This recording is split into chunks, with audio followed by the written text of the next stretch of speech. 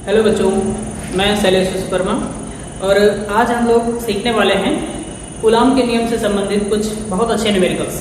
ठीक है, तो पिछले वीडियो में भी आप लोगों ने देखा था कि कूलाम के नियम से संबंधित कुछ न्यूमेरिकल्स हम लोगों ने किए थे।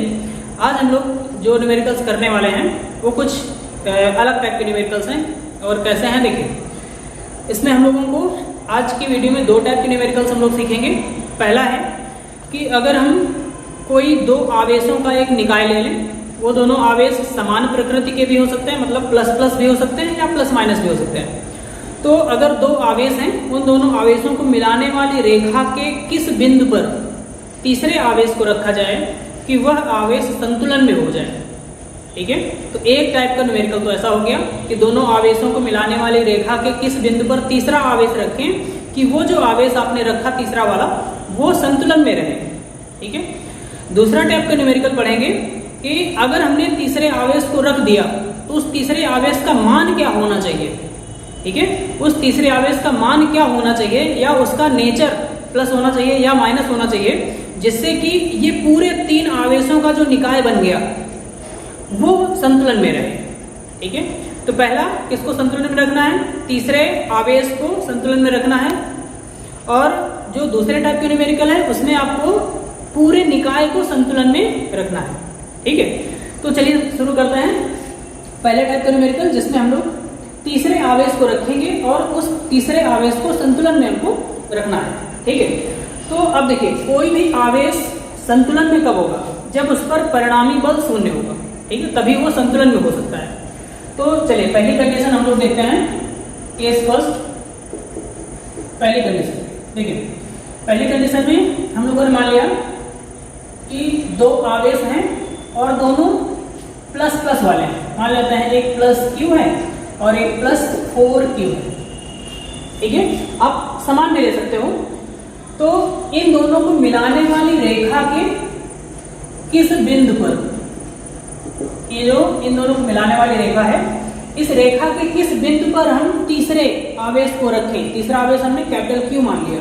ठीक है, तो तीसरे आवेश कैपिटल Q को कहां पर रखें कि वो जो तीसरा आवेश है वो संतुलन में हो जाए। ठीक है, तो कैसे करेंगे देखिए,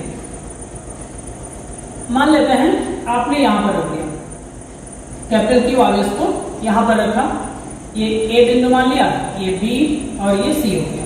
ठीक है, तो जब आपने C बिंदु पर कैपिटल Q आवेश को रखा तो होना क्या चाहिए, ये संतुलन में कब होगा, जब इन दोनों आवेशों की वजह से इस पर जो परिणामी बल काम करेगा उसका मान कितना हो जाए, शून्य हो जाए। ठीक है, तभी ये आवेश जो है संतुलन में रहेगा। अब अगर ये आवेश संतुलन में है मतलब इस पर परिणामी बल शून्य हो जाए।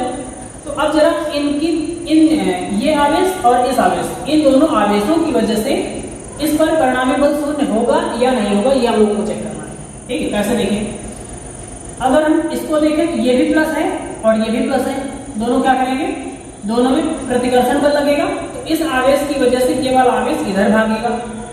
ठीक है, इधर बल लगेगा इसमें, और ये वाला भी प्लस है। ठीक है, तो इस प्लस की वजह से ये भी प्लस, तो इनमें भी प्रतिकर्षण बल लगेगा। मतलब दोनों की वजह से बल जो है वो एक ही दिशा में लग रहा है। तो क्या ये कभी परिणामी बल इसका शून्य हो सकता है, कभी नहीं हो सकता। क्यों, क्योंकि परिणामी बल शून्य तभी होगा जब बराबर और विपरीत दिशा में बल काम कर रहे होते हैं। यहाँ पर ये भी इसको इधर ही बल लगा रहा है, ये वाला आवेश भी इसमें इधर ही बल लगा रहा है, दोनों सेम दिशा में बल लग रहे हैं, इसकी वजह से यहाँ पर परिणामी बल शून्य नहीं हो सकता। तो यहाँ की बात नहीं कैंसिल हो गई, यहाँ हम नहीं रख सकते। फिर हमने मान लिया यहाँ रख दिया, आपने C बिंदु में यहाँ मान लिया और कैपिटल Q आवेश यहाँ रख दिया।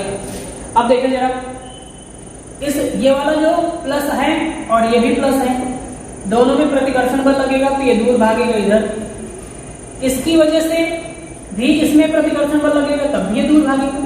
मतलब यहाँ भी वही कंडीशन है, ये भी इसको दूर भगा रहा है और ये भी इसको दूर भगा रहा है, और दोनों सेम ही दिशा में, एक ही दिशा में इसको भगा रहे हैं। इसका मतलब यह है कि इसमें भी अगर आप तीसरे आवेश को इस C बिंदु पर रखते हो तब भी परिणामी बल शून्य नहीं होगा, क्योंकि परिणामी बल शून्य कब होगा, जब बराबर और विपरीत दिशा में आवेश बल काम कर रहे होंगे। ठीक है, तो अब देखिए, इसमें बराबर और विपरीत दिशा में नहीं, दोनों एक ही दिशा में बल काम कर रहे हैं, तो हम आवेश को यहाँ भी नहीं रख सकते। अब हमने मान लिया कि इनके बीच में कहीं पर आपने रख दिया, ठीक है। तो यहां पर अगर आपने कैपिटल क्यू आवेश को रखा इस सी बिंदु पर, तो अब देखिए क्या होगा, ये वाला आवेश, ये जो प्लस क्यू आवेश है, इसमें इधर बल लगाएगा, तो ये इसको इधर दूर भगाएगा, और ये वाला आवेश इसको इधर दूर भगाएगा, तो इसकी वजह से इधर बल काम करने लगा। अब ऐसा कुछ हो सकता है, ठीक है, कि ये इधर इसको भगाएगा, ये वाला बल इसको, ये वाला आवेश इसको इधर आगे की तरफ लेके जा रहा है, मतलब दोनों बराबर और विपरीत हो सकते हैं, ठीक है, विपरीत तो हैं, और अगर बराबर हो जाए तो ये आवेश जो है संतुलन में हो जाएगा, ठीक है। तो तीसरा आवेश संतुलन में आपको रखना है। तो देखिए इस पर जो बल काम कर रहा है ए की वजह से सी पर, इसको हम लोग क्या लिखेंगे, एफ सी ए, ठीक है। ए की वजह से सी पर कार्य करने वाला बल एफ सी ए हो गया, और बी की वजह से सी पर कार्य करने वाला बल एफ सी बी हो जाए, ठीक है। और संतुलन की अवस्था में क्या लिखेंगे, संतुलन की अवस्था में एफ सी बी बराबर एफ सी ए, ये बहुत जरूरी है। अगर संतुलन की अवस्था होगी तो एफ सी बी और एफ सी ए के मान बराबर हो जाएंगे, इनको बराबर कर देंगे। तो संतुलन की अवस्था अगर है तो इन दोनों का मान क्या हो जाना चाहिए, बराबर हो जाना चाहिए, ठीक है। कब, जब ये दोनों समान प्रकृति के थे तो इनके बीच में संतुलन की अवस्था आपको मिलेगी, ठीक है, ये ध्यान रखना है। अगर ये ए और बी में जो आवेश रखे हैं ये समान प्रकृति के हैं, दोनों प्लस प्लस हैं या दोनों माइनस माइनस हैं, तो इनके बीच में ही हमेशा संतुलन की अवस्था मिलेगी। और एक चीज और, ये किसके पास में मिलेगी, जो कम परिमाण वाला है, जिसका परिमाण कम है, जिसका मान कम है, उसी के पास की तरफ, उसके पास में ही तीसरे आवेश की संतुलन की अवस्था मिलेगी, ठीक है।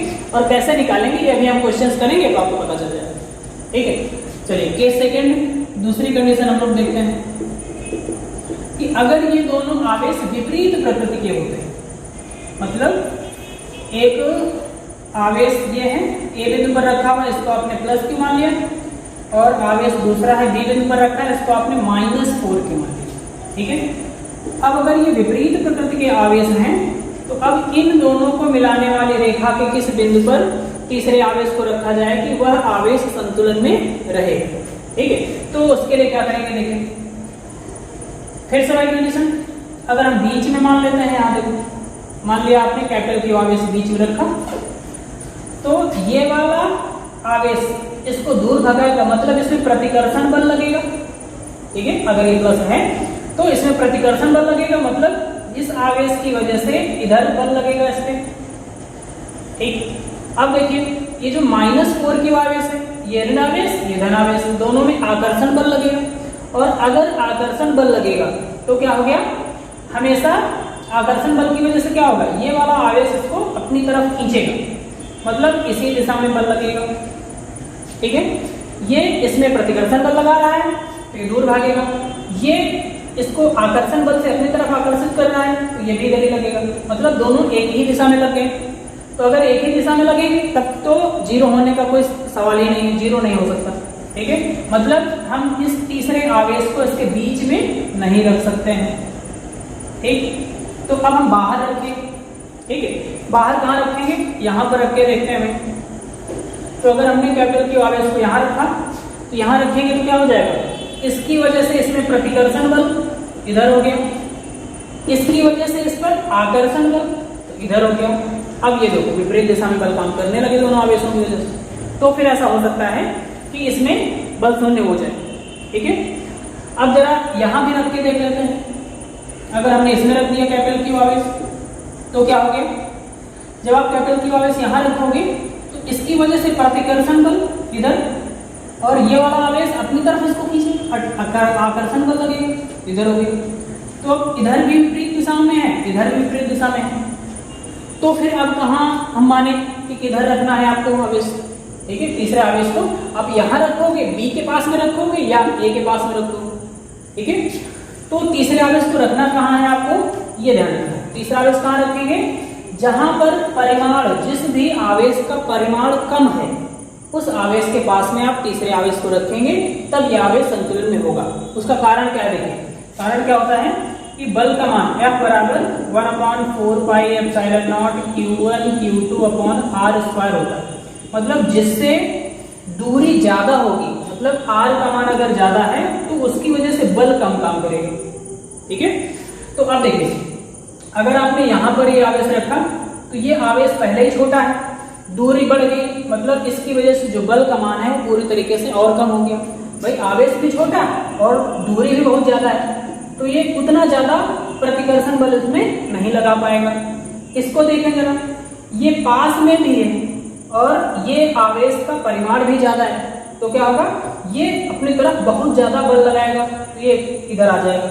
मतलब यहाँ पर संतुलन की अवस्था हम लोगों को नहीं मिल सकती है, क्योंकि इधर वाला बल बहुत ज्यादा हो गया और दूर भगाने वाला बल कम हो गया। ठीक है, तो अब जरा इसको देखें, ये आवेश का परिमाण कम है और दूरी भी कम है, और जब दूरी कम हो जाती है तो बल बढ़ जाता है। आवेश का परिमाण तो कम है लेकिन दूरी कम होने की वजह से इसमें बल बढ़ गया। ठीक, इसमें परिमाण तो बहुत ज्यादा है लेकिन अब यहां से दूर है, बहुत दूर है ना, तो परिमाण ज्यादा है लेकिन दूरी ज्यादा होने की वजह से इसका बल का मान थोड़ा सा कम हो गया। तो ये कंडीशन बन सकती है कि अगर हम कम परिमाण वाले आवेश के पास में किसी तीसरे आवेश को रखते हैं तो इस पर परिणामी बल शून्य हो सकता है। ठीक है, तो अब देखिए हमको क्या करना है, परिणामी बल शून्य करने के लिए तीसरे आवेश को कहां रखेंगे, हमेशा कम परिमाण वाले आवेश के पास में रखेंगे। यहां लिख देते हैं, पहले तो बल के नाम लिख लो, ये बिंदु हो गया C, यहां रखना है आपको, हमेशा कम परिमाण वाले आवेश के पास में रखोगे। ठीक है, तो A की वजह से जो इस पर बल काम करेगा प्रतिकर्षण बल, C पर क्या हो जाएगा FCA, B की वजह से Q पर आकर्षण बल लगेगा इस दिशा में, तो ये हो गया FCB। ठीक है, और इसमें भी संतुलन की अवस्था में क्या होना चाहिए, संतुलन की अवस्था में FCA बराबर FCB, इन दोनों का मान बराबर हो जाना चाहिए। दोनों का मान बराबर रखेंगे तो आगे हल करेंगे तो आपको दूरी पता चल जाएगी। ठीक है, कितनी दूरी पर हम लोगों को ये आवेश रखना चाहिए। ठीक, तो इस तरह से आप रखेंगे। और हाँ, एक खास तौर से एक नोट जरूर लिख लेना है, आपको ध्यान रखना है क्या कि तीसरा आवेश हमेशा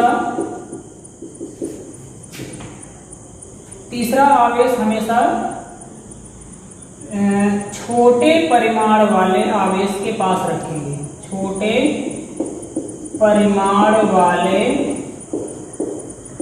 आवेश के समीप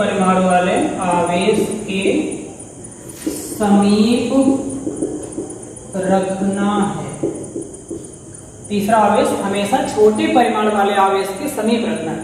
ठीक है, तो अब देखो आपको दो चीजें पता चल गई, क्या कि अगर समान प्रकृति के आवेश हैं तो उनके बीच में तीसरे आवेश को रखेंगे। ठीक है, और अगर विपरीत प्रकृति के आवेश हैं, मतलब दोनों प्लस या माइनस नहीं है, क्या है, एक प्लस है एक माइनस है, तो अगर विपरीत हैं तो फिर इनके बाहर रखेंगे, या तो इधर रखेंगे या तो इधर रखेंगे। अब रखेंगे किधर, हमेशा छोटे परिमाण के पास। अगर दोनों बराबर होते तो आप किसी भी दिशा में रख सकते थे। ठीक है, कहीं भी रखेंगे आ जाएगा, लेकिन अगर दोनों अलग अलग परिमाण के हैं तो फिर आपको छोटा वाला देखना है कि छोटा वाला परिमाण कहाँ है और उसी के पास में आपको रख देना है। अगर इधर छोटा होता तो इधर रख देते। ठीक है, तो बस इसको ओवरऑल ध्यान रखना है कि अगर समान प्रकृति, दोनों प्लस या दोनों माइनस है तो उनके बीच में तीसरा आवेश रखेंगे तब वो संतुलन में रहेगा। और अगर दोनों विपरीत प्रकृति के आवेश हैं, एक प्लस एक माइनस है, तो फिर किसी एक की तरफ, छोटे परिमाण वाले आवेश की तरफ आपको बल 0 मिलेगा, मतलब तीसरा आवेश आपको संतुलन में रखना होगा। किसमें, जहां पर परिमाण का मान कम होगा जिस आवेश के पास में। ठीक है, चलिए तो फिर हम लोग कुछ न्यूमेरिकल करते हैं तो और अच्छे से क्लियर हो जाएगा।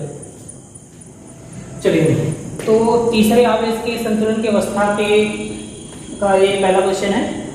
इस क्वेश्चन में हम लोग को दिया गया है दो बिंदु आवेश +9Q और +Q परस्पर L दूरी पर, कैपिटल L दूरी पर स्थित है। एक तीसरे बिंदु आवेश कैपिटल Q को उनको मिलाने वाली रेखा पर कहां पर रखा जाए कि वह संतुलन में रहे। तो तीसरा आवेश आपको संतुलन में रखना है। तो देखिए हमने ये बना दिया, एक है +9 q आवेश और एक है +q आवेश, दोनों के बीच की दूरी L दी गई है। L दूरी पर दोनों आवेश स्थित हैं, एक A, इसका नाम दे देते हैं B। अभी कहा जा रहा है कि इन दोनों आवेशों को मिलाने वाली रेखा के किस बिंदु पर तीसरे आवेश को रखा जाए कि वह तीसरा आवेश संतुलन में रहे। मतलब संतुलन में रहने का मतलब है कि उस पर परिणामी बल 0 हो जाए। ठीक है, तो अभी हमने आपको बताया था कि पहली कंडीशन, अगर दोनों समान परिमाण के हैं, ठीक है, अगर दोनों समान परिमाण के हैं तो आप क्या करेंगे, दोनों के बीच में रखेंगे। ठीक है, सॉरी, अगर दोनों आवेश समान प्रकृति के, दोनों आवेश अगर एक प्लस है दूसरा भी प्लस है, अगर समान प्रकृति के हैं, प्लस प्लस या माइनस माइनस, तो उनके बीच में परिणामी बल 0 होता है। मतलब बीच में तीसरा आवेश रखना है तभी वो संतुलन में रहेगा। तो यहाँ पर तो दोनों समान प्रकृति के हैं, प्लस प्लस हैं, इसका मतलब इनके बीच में ही कहीं रखना है। तो हमने मान लिया कि इस C बिंदु पर हम कैपिटल Q आवेश को रख देते हैं। ठीक है, तो अब देखो पूरे यहाँ से यहाँ तक की दूरी कितनी है, L, तो हमने मान लिया यहाँ से x दूरी पर इस आवेश को आप रखते हो। ठीक है, तो इधर क्या हो जाएगा, ये L माइनस x हो जाएगा। भाई पूरी L है, ये दूरी x, तो पूरी क्या, यहाँ से C से B तक की दूरी क्या होगी, L माइनस x। ठीक है, अब देखिए बल की दिशाएं देखते हैं जरा। A पर जो आवेश रखा है 9q, ये इसको प्रतिकर्षण बल लगाएगा इधर, ये हो गया FCA, इस दिशा पर काम करेगा इधर। ये जो +q है ये इस पर बल इधर की तरफ लगाएगा, दूर की तरफ, तो इधर क्या हो गया, इसको मान लिया हमने FCB। ठीक है, तो ये बल की दिशाएं आपको बनानी जरूर आ जानी चाहिए। ठीक है, अब देखिए क्या करेंगे, यदि तीसरा आवेश कैपिटल Q संतुलन में है, संतुलन में है, तो अगर तीसरा आवेश संतुलन में होगा तो FCA का मान और FCB का मान क्या होगा, बराबर हो जाएगा। तो बराबर हो गया, बराबर करना है तो इनका मान रखो FCA मतलब C और A के बीच में लगने वाला बल, ये हो गया। FCA का मान क्या होगा, वही कूलॉम के नियम का सूत्र लगा देंगे, 1/4 pi epsilon not Q1 Q2, और C और A के बीच में जो आवेश रखा हुआ है, Q1 Q2 मीन्स Q1 का मान है 9Q और Q2 है कैपिटल Q अपॉन, इन दोनों के बीच की दूरी क्या है, x, तो x स्क्वायर हो जाएगा, क्योंकि Q1 Q2 upon r square होता है। तो A और C के बीच की दूरी क्या है, x, तो x स्क्वायर हो जाएगा। फिर आगे FCB, ये हो गया 1/4 पाई एप्सिलॉन नॉट, इसमें भी Q1 Q2 रखेंगे लेकिन C और B वाला रखेंगे। ठीक है, C पर एक आवेश रखा है उसको Q1 मान लो, B पर जो आवेश रखा है उसको Q2 मान लो। तो C पर आवेश है कैपिटल Q, तो Q1 की जगह हो गया कैपिटल Q, फिर Q2 की जगह क्या हो जाएगा, स्मॉल q, क्योंकि B पर स्मॉल q रखा हुआ अपॉन, अब इन दोनों के बीच की दूरी क्या है, देखो L माइनस x, C से B तक की बीच की दूरी रखनी है, क्योंकि C और B के बीच में लगने वाला बल आप निकाल रहे हो, ये हो जाएगा L माइनस x का होल स्क्वायर। ठीक, अब देखिए यहाँ से कुछ कैंसिल हो जाएगा, 1/4 pi epsilon not, 1/4 pi epsilon not cancel हो गया, Q से Q कैंसिल हो गया, स्मॉल q से स्मॉल q कैंसिल हो जाएगा, तो क्या बचेगा देखिए 9/x स्क्वायर, और इधर क्या बचा 1/L माइनस x का होल स्क्वायर। अब दोनों तरफ हम लोग स्क्वायर रूट ले लेते हैं, वर्गमूल ले लेते हैं। ठीक है, जब दोनों तरफ आप वर्गमूल ले लेंगे तो क्या मिलेगा, 3/x हो जाएगा, क्योंकि 9 का वर्गमूल क्या होगा, 3 हो जाएगा, तो 3/x हो गया। इधर वर्गमूल लेंगे तो इसका स्क्वायर हट जाएगा, तो आ जाएगा 1/L माइनस x। ठीक है, अब इसको हल कर लेते हैं और x का मान आपको निकाल लेना है। ये हो गया, 13 गुणा कर दो, ये हो गया 3L minus 3x equal to x, x उधर भेज दो, 3L equals to x plus 3x, तो अब इसको साथ में लिख लो, क्या हो गया 4x बराबर 3L, तो x का मान क्या आ गया 3L/4। मतलब अगर आप बिंदु A से मतलब 9q आवेश से 3L/4 4 दूरी पर तीसरे आवेश को रखते हो तो यह आवेश संतुलन में रहेगा। ठीक है, तो यहां लिखेंगे अतः 9q आवेश से 3L/4 दूरी पर कैपिटल Q आवेश को रखने पर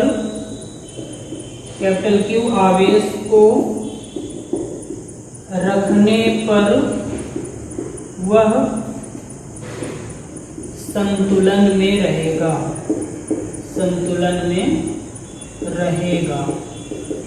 ठीक है, तो इस तरह से तीसरे आवेश के संतुलन वाले क्वेश्चंस को आपको करना है। ठीक है, अब हम लोग सीखते हैं कि अगर पूरा निकाय संतुलन में, अगर हमें सिद्ध करना है कि पूरा निकाय, अगर क्वेश्चन में दिया हुआ है कि पूरा निकाय संतुलन में है, तो इस कैपिटल Q जो तीसरा आवेश रखा है, इस कैपिटल Q का मान ज्ञात कीजिए। तो फिर उसको कैसे करेंगे वो वाले क्वेश्चन हम लोग देखते हैं। ठीक है, तो आप देखिए, चलिए, तो ये क्वेश्चन है जिसमें निकाय संतुलन में दिया गया है। ठीक है, और हमको उस Q का मान ज्ञात करना है। ये दूसरे टाइप का क्वेश्चन है। ठीक है उसी से संबंधित, लेकिन थोड़ा सा और हमको आगे करना पड़ेगा। ऐसे देखिए, इसमें दिया है +Q परिमाण के 2 समान आवेशों को मिलाने वाली रेखा पर तीसरे आवेश कैपिटल Q को रखने पर निकाय संतुलन में या निकाय साम्यावस्था में। ठीक है, तो कैपिटल Q की स्थिति तथा मान ज्ञात करना है।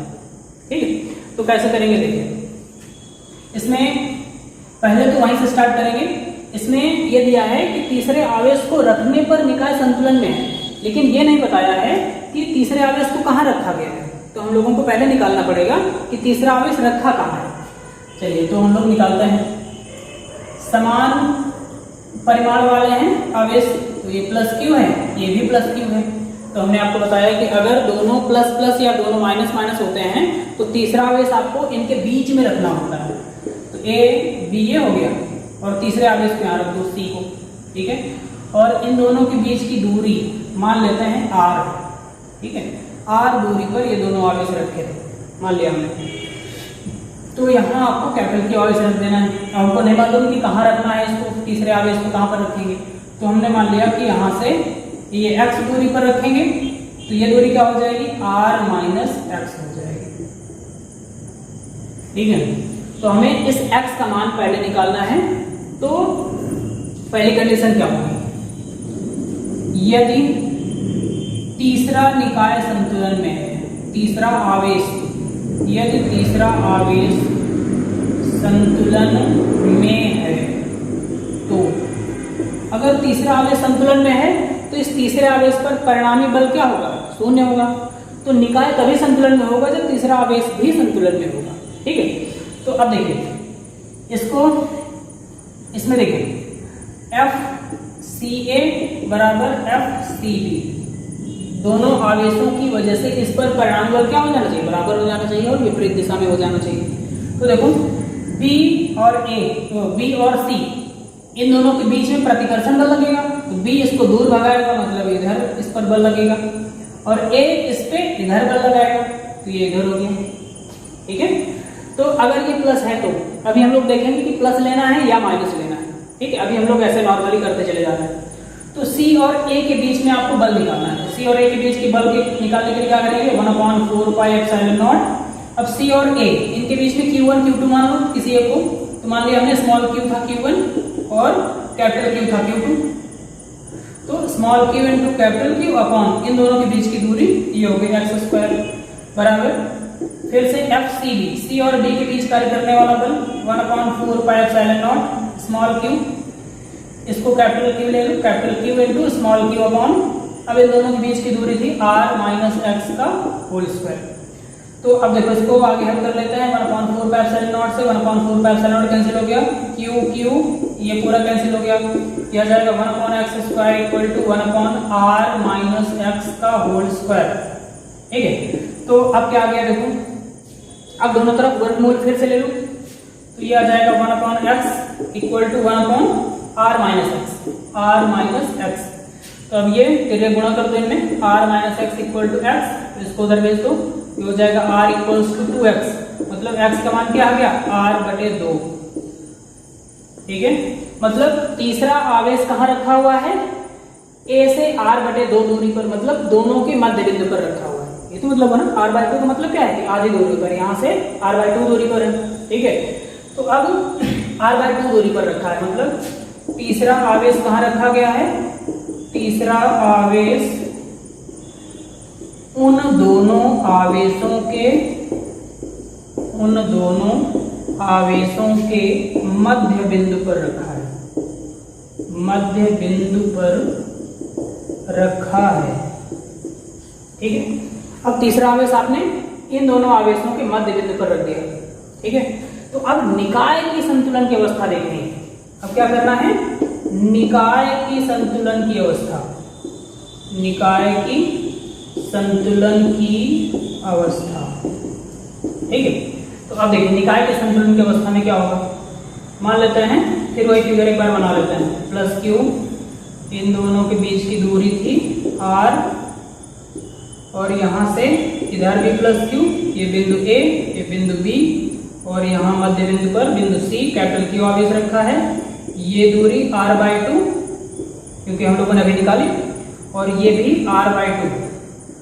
ठीक है, तो अब निकाय की संतुलन की अवस्था लगानी, क्योंकि क्वेश्चन में दिया गया है कि निकाय संतुलन में है। ठीक है, तो अगर निकाय संतुलन में होगा तो क्या हो जाना चाहिए,